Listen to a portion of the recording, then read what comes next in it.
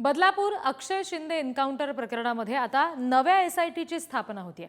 अक्षय Shinde encounter प्रकरणाचा तपास आता नवीन एसआयटी करणार आहे। सर्वोच्च न्यायालयाच्या निर्देशानंतर नवीन एसआयटी स्थापन केली गेलेली आहे। पोलीस महासंचालकाकडून आता एसआयटीची स्थापना झाली। वसई विरारचे अतिरिक्त आयुक्त दत्तात्रय शिंदे यांच्या नेतृत्वात एसआयटी काम करणार आहे। अक्षय शिंदे एन्काउंटर प्रकरणाचा तपास आता नवीन एसआयटी कडून होणार आहे।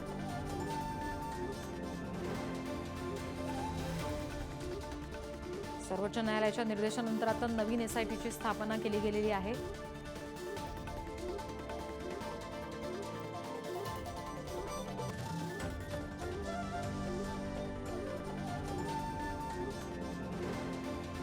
तर बदलापूर अक्षय शिंदे एन्काउंटर प्रकरणामध्ये आता ही नवी एसआयटी स्थापन होते।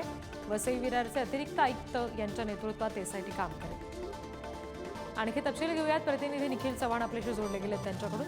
निखिल, या नव्या एसआयटी मध्ये आणखी कोणाकोणाचा समावेश असणार आहे, कशा पद्धतीने त्यांचं काम केलं जाणार आहे? नक्कीच विद्या, आपण पाहिलं तर अक्षय शिंदे प्रकरणाची सुनावणी आहे ती सुप्रीम कोर्टात पार पडलेली होती आणि सर्वोच्च न्यायालयाच्या निर्णयानुसार जे निर्देश आहेत ते दिलेले होते की जी की नवीन एसआयटी आहे ती स्थापन करण्यास संदर्भात सांगितलेले होते आणि याची संपूर्ण जबाबदारी आहे ती आपण पोलीस महासंचालकांवरती होती आणि आता पोलीस महासंचालकांकडून ही जी एसआयटी आहे ती स्थापन करण्यात आलेली आहे।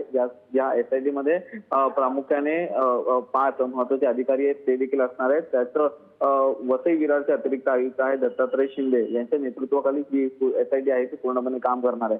त्यासोबतच ठाणे असेल आणि नवी मुंबई असतील या इकडचे देखील पोलीस अधिकारी या एसआयटी मध्ये असणार आहेत आणि या एन्काउंटरचा एकंदर सर्व तपास आहे तो पुन्हा एकदा होणार असून या संदर्भात जो अहवाल आहे तो देखील एसआयटीला लवकरात लवकर जमा करण्यास संदर्भात देखील आदेश आहेत ते देण्यात आलेले आहेत। त्यामुळे आता ही एसआयटी कशा प्रकारे काम करते आणि या एसआयटीच्या मधून या बदलापूर अक्षय शिंदे एन्काउंटर प्रकरणामध्ये नवीन काही खुलासे पुढे येतात का हे देखील पाहणं एवढं महत्त्वाचं ठरणार आहे। धन्यवाद सगळ्या तपशिलांसाठी निखिल।